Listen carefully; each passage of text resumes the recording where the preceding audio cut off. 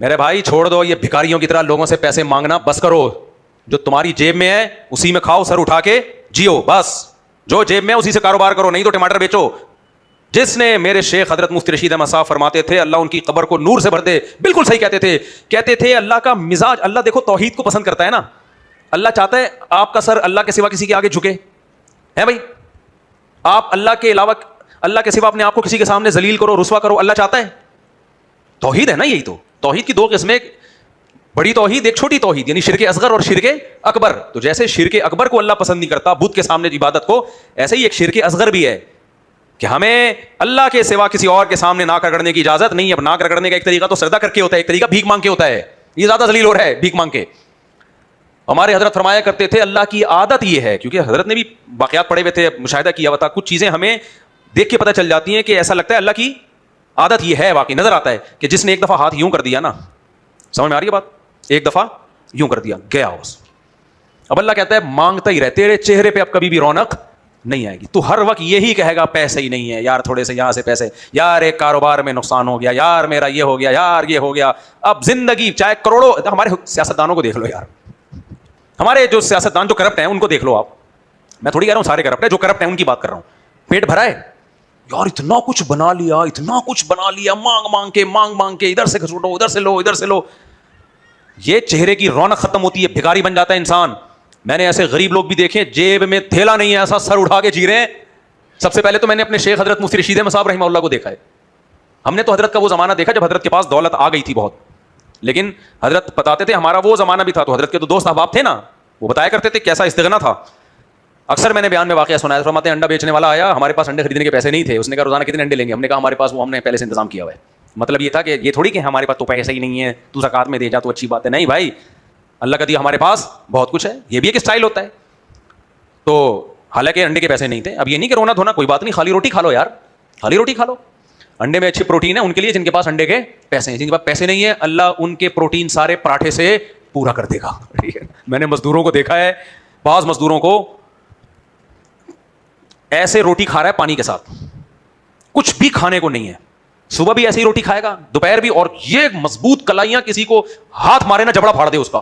میں تو شروع سے ان چیزوں کو آبزرو کرتا ہوں نا, تو میں دیکھتا تھا یار یہ مزدور تو نہ پروٹین مل رہا ہے اس کو, نہ وٹامن سی مل رہا ہے اس کو, روٹی کھاتا ہے بہت زیادہ, پیاز یوں توڑے گا پیاز کے ساتھ کھا لے گا, ویسے پیاز ہلکی چیز ہے نہیں, ساری کمی اللہ پیاز سے پوری کر رہا ہے اس کی. ایسے کھینچ کے چپیڑا مارے نا تو جبڑا آدمی کا گھوم جائے پورا وہیں پہ. بھائی یہ اللہ تعالیٰ غریبوں کے لیے پیکج اللہ نے, یہ سارے مالداروں کے چوچلے پروٹین اور ٹش پش جو ہے نا, جن کی جیب میں کیا ہوں پیسے ہوں, نہیں ہے تو جو ہے بس اسی پہ گزارا کرو. بار بار واقعہ سناتا ہوں, پھر دوبارہ آ رہا ہے یہ واقعہ. ہمارے حضرت مفتی رشید احمد صاحب رحمہ اللہ نے کئی اس کے گواہ ہیں جو جنہوں نے حضرت سے یہ واقعہ سنا ہے دارالفتہ میں. حضرت فرماتے ہیں میں اپنی اہلیہ کو لے کر ڈاکٹر کے پاس گیا, ان کی طبیعت خراب تھی, ڈاکٹر نے کہا ان کو پھل کھلائیں, کچھ وائٹامنس کی کمی ہے, پھل فروٹ ضروری ہیں. حضرت فرماتے ہیں میرے پاس پھل فروٹ کھلانے کے پیسے نہیں تھے, اور عالم کتنے بڑے, دارالعلوم کورنگی میں بخاری کے استاذ, جو سب سے بڑا عہدہ ہے. نہیں آئی سمجھ میں. یہ جو لوگ کہتے ہیں نا مدرسے کے مولوی کھاؤ ہوتے ہیں, بھائی جان مدرسوں میں جو مولوی پڑھا رہے ہیں نا ان کے اخلاص پہ شک نہیں کرو, ان کے اخلاص پہ شک نہیں کرو, بہت تھوڑی تھوڑی تنخواہوں میں بہت محنت کر رہے ہوتے ہیں وہ. تو حضرت کہتے ہیں میرے پاس تو پھل کے پیسے ہی نہیں تھے. تو اب یہ نہیں کہ حضرت وہاں رونا شروع کر دیں ڈاکٹر کے سامنے. ہم اور آپ ہوتے ہیں, ہم آپ ڈاکٹر جیسے ہی کہتا ہے کہ آپ اپنی وائف کو پھل کھلائیں, ہمارا اسٹائل کیا ہوتا ہے, کیونکہ ڈاکٹر سے پیسے نکلوانے ہیں نا کہ فیس نہ لیے, اور جو ہے نا وہ مشورے کے ساتھ ایک آم کی پیٹی بھی دے دے, تو ہم یوں بیٹھے ہوتے ہیں, آہستہ آہستہ ایک آنکھ سے آنسو, پھر دوسری آنکھ سے. سن لیا آپ نے ڈاکٹر صاحب کیا کہہ رہے ہیں, وہ بھی پھر بیگم صاحبہ بھی, جی سن لیا میں نے. ڈاکٹر صاحب ٹھیک ہے. ڈاکٹر کہتا ہے کیا ہو گیا, آپ کچھ ایکسائٹیڈ ہو رہے ہیں, جذباتی ہو رہے ہیں. نہیں ڈاکٹر صاحب کوشش کریں گے, چلتے ہیں. یہ ہوتا ہے نا ہمیں سڑا ہوا منہ لے کے اٹھتے ہیں وہاں سے. حضرت کا مزاج تھا, میں نے 78 سال کی عمر تک حضرت کو ہنستا بستا دیکھا ہے, کبھی چہرے پہ غم کے آثار, خدا کی قسم ان کی مجلس میں بیٹھ کے ٹینشن دور ہو جاتی تھی. ہر وقت چہرہ کیا ہے, اور کہتے تھے اللہ کی نعمتیں. اتنی لوڈ شیڈنگ بہت ہو رہی تھی ان دنوں میں دبا کے. ہم حضرت کے ساتھ آفس میں بیٹھے تو لائٹ چلی گئی, اندھیرا, حضرت بیٹھے ہوئے سارے کام کار سے فارغ ہو گئے.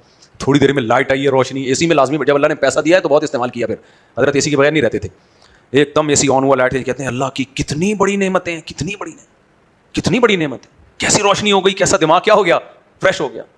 ہر وقت نعمتوں کی باتیں ہوتی تھی. حتیٰ کہ جب آخر عمر میں بیمار ہوئے نا, جس میں موت واقع ہوئی ہے, اس میں بھی کسی کو ہائے ہوئے نہیں کرنے دیتے تھے. لوگ تو چاہتے ہیں میں جب بیمار ہوں لوگ ترس کھائیں, ہائے ہمیں بہت غم ہو رہا ہے آپ کی دنیا سے جانے کا, ایسے کر کے نا حضرت کو غصہ فرماتے ہیں انسان کے بچے بنو.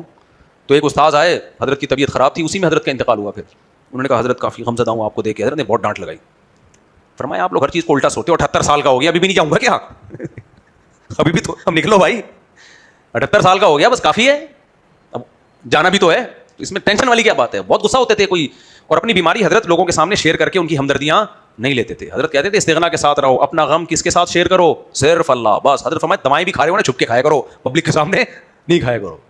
تو کیا تھا, میں کہاں سے کہاں چلا گیا. تو اپنی اہلیہ کو لے کر گئے ڈاکٹر کے پاس. ڈاکٹر نے کہا پھل فروٹ کھلائیں, ان کی طبیعت جب ہی سیٹ ہوگی. تو میں نے وہ پورا بتایا نا, ہم ہوتے تو کیسے کر رہے ہوتے, ہائے ہائے وہ. تو ڈاکٹر پوچھتا خیریت, کہتے بس ڈاکٹر صاحب پیسے ہی نہیں. حضرت کہتے ہیں میں اٹھ گیا آرام سے. حضرت کے گھر والے حضرت اپنی اہلیہ کی بہت تعریف کیا کرتے تھے. میں نے کس دنیا میں کسی شخص کو نہیں دیکھا جو اپنی زوجہ کی اتنی تعریفیں کرتا ہو جتنی میں نے اپنے شیخ کو دیکھا, جتنی وہ اپنی اہلیہ کی تعریف کرتے تھے. اور حضرت کو یہ اہلیہ ملی کیسے؟ حضرت فرماتے ہیں میرے والدین نے میرا رشتہ کہیں اور کر دیا تھا, وہ لڑکی دیندار نہیں تھی. حضرت کہتے ہیں میں شرم کی وجہ سے منع بھی نہیں کر پا رہا تھا. عمر 22-23 سال ہوگی, تو میں اس کھیت, انڈیا میں لدھیانہ میں تھے نا, تو کھیتوں میں گیا, وہاں جا کے سجدے میں گر کے گڑ گڑایا, رویا اللہ کے سامنے کہ اللہ مجھے وہاں میری شادی کر دے جو دیندار ہو.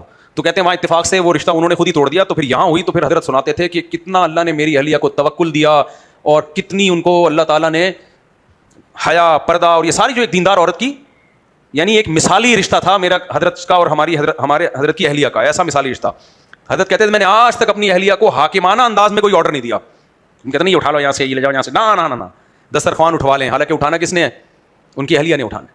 لیکن کہتے ہیں اٹھا لیں, یہ مجھے لگتا تھا جیسے میں آرڈر چلا رہا ہوں کسی نوکر پہ. نا ایسی تمیز سے زندگی گزاری ہے, سمجھ میں نہیں آ رہی آج کل یہ تمیز مارکیٹ میں کیا چل رہی ہے, ہم تو سن کے حیران ہوتے ہیں یار. اور آئیے بیٹھیے, یہ گلاس یہاں سے اٹھوا لیں, دسترخوان یہاں سے اٹھوا لیجیے. حالانکہ پنجابی تھے, ٹھیٹ پنجابی تھے ہمارے حضرت. اسٹائل بات کرنے کا سمجھ میں آ رہا ہے, پنجاب میں اسٹائل نظر آتا ہے, کتنے جا رہے ہوئے. تمیز سے جب بات کرتے ہیں نا پنجابی لوگ, کتے کیا کر رہا ہے آج کل تو. میرے ساتھ ہوا ہے ایسا, مجھے ایسے میں نے کہا بھائی کتا کیوں کر رہے ہیں, مذاق میں کہا ہے, بڑا کمینہ ہے یار تو. کہتے ہیں نا پنجاب میں آپ جاؤ, کوئی ان کو گفٹ دو, کہ بڑا کمینہ نکلا, تو ان کے ہاں یہ گالی نہیں ہے, یہ کلچر ہے ان کا. تو حضرت فرماتے ہیں جب انہوں نے کہا میری اہلیہ کو کہ پھل کھلایا کرو, تو میرے پاس پھل کے پیسے نہیں تھے. حالانکہ حضرت کا میڈیکل سائنس کا مطالعہ بھی بہت تھا, حکمت کا بھی, ہومیوپیتھک کا بھی. حضرت پھلوں کی اہمیت زیادہ جانتے تھے, لیکن اللہ پہ توکل بھی تھا. ڈاکٹر کے پاس ایک علم ہوتا ہے, دوسرا نہیں ہوتا. حضرت فرماتے ہیں میں آرام سے اٹھ کے آ گیا, میرے گھر والے بھی, اور ہم دونوں نے سوچا کہ اگر ہمارے لیے پھل کی ضرورت ہوتی تو اللہ ہمیں پھلوں کے پیسے دیتا. تو یہ ڈاکٹر نے اپنے علم کے لحاظ سے درست بات کی ہے. یہ جنرلی تو اللہ کا ایک اصول ہے, لیکن ہمارے اوپر یہ اپلائی نہیں ہوتا. ہم لوگ خاص ہیں. ہم لوگ کیا ہیں, یعنی حضرت کے الفاظ کو میں, حضرت کی بات کو میں اپنے الفاظ میں بیان کر رہا ہوں. اگر بھائی ضرورت ہوتی تو اللہ پیسے دیتا, اس کا مطلب ضرورت نہیں ہے.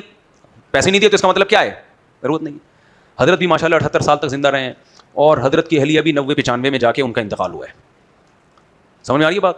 تو یہ مطلب ہے وَتَفَتَوَكَّلْ عَلَى اللَّهِ, جب فیصلہ کر لو تو توکل کس پہ کرو, اللہ پہ. جو ہوگا ہمارے حق میں کیا ہوگا, بہتر.